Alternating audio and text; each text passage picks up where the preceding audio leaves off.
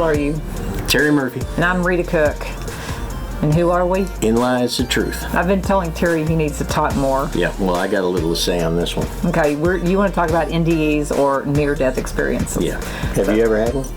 I have not. I've been very, very fortunate. I have not. I've known people that had, but let's start with you because you have. Yep, I have. And it's not unfortunate. It's actually fortunate because it changes your point of view. And what happened to me? This is what were you before? It's like this is... Okay, I'm sorry. I just had to have a moment of almost having a stroke, but yeah, I'm good. I'm back. So what happened was I basically had an outer body experience, a near-death experience, and I never believed in them. My entire life, I was like, that doesn't happen, you know. And everybody kind of said the same thing, but I never really correlated it together.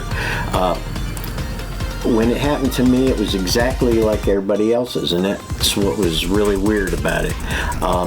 And I literally came out of my body, floated over myself, and I knew I was there because I could see all the tools of the doctor below me were glistening.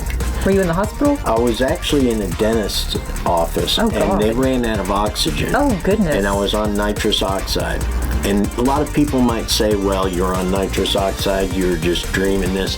But I was so high on nitrous oxide that when I came out of my body, I was stone cold sober.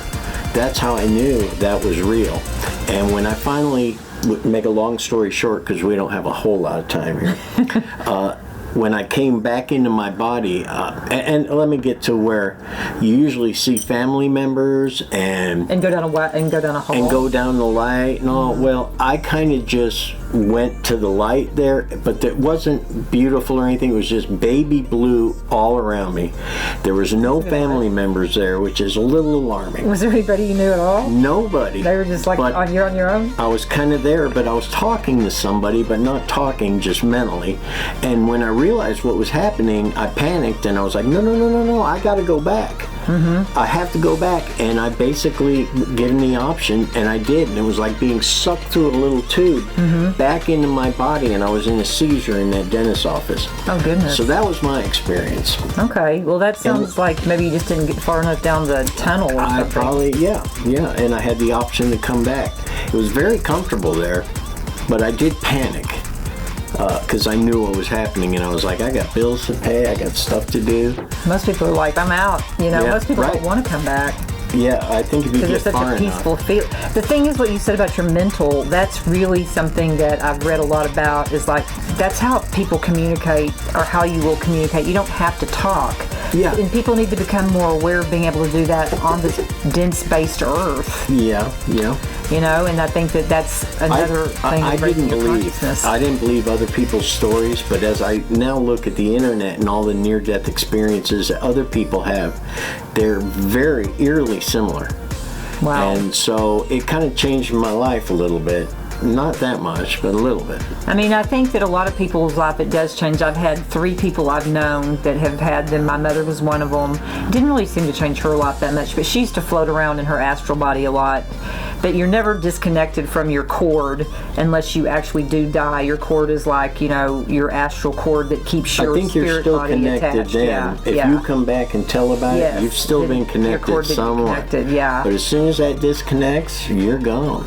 A boss I had worked for a company. He did a lot of traveling. He had a aneurysm, actually, and he got to the hospital on time, and he had the experience, and he came back a different human being. He was psychic, and he was one of those people who's like you. I don't believe in any of that. Mm-hmm. He came back psychic. He used to spend nights at the hotels for his business travel, and he could see the energy on the walls. He could tell what had happened on that bed. He said it was gross. He said just knowing all this stuff opens up.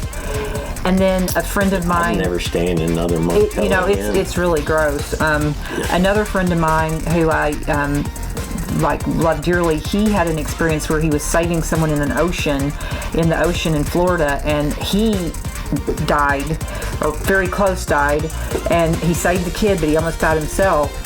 And it changed his life. He actually quit his job after that. It just changes you, I think, in mostly positive ways, because you realize life is short, You realize that what we're doing here it let me know that there might be another side.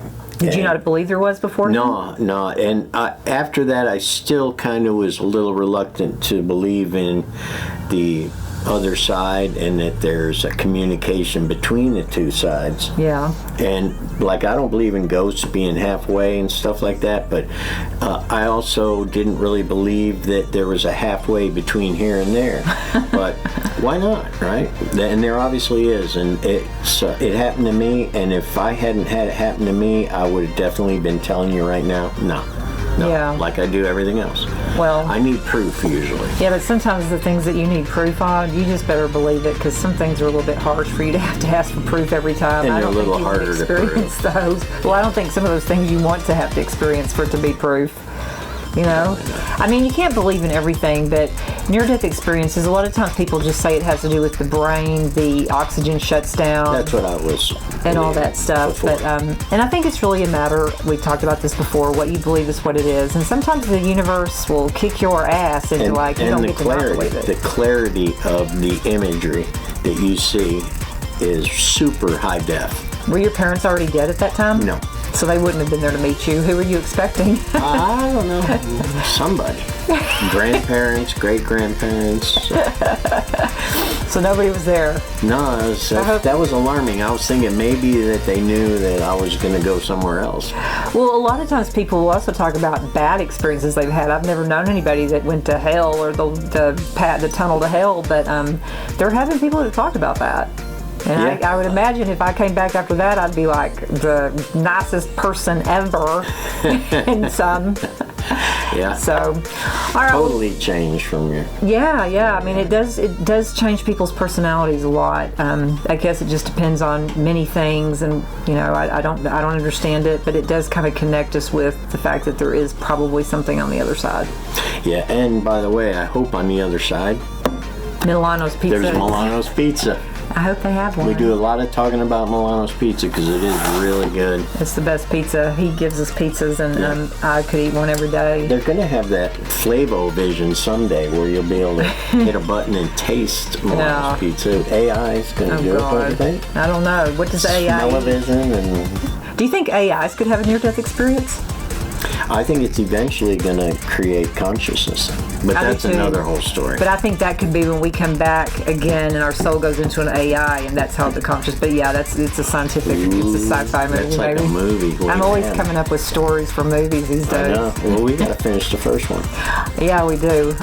Okay, well, thank you guys. And this is one of those things that if you want to make comment and tell us about your near-death experiences, we would love to hear it and talk about it, because it's a thing and it's important. And I believe 100% in it. Terry does too, obviously, because he's had one. Yeah. So, all right, I'm Rita Cook. Terry Murphy. And we are In Lies the Truth. Thanks for watching. Like, subscribe, leave comments. Yeah, thank you. Bye.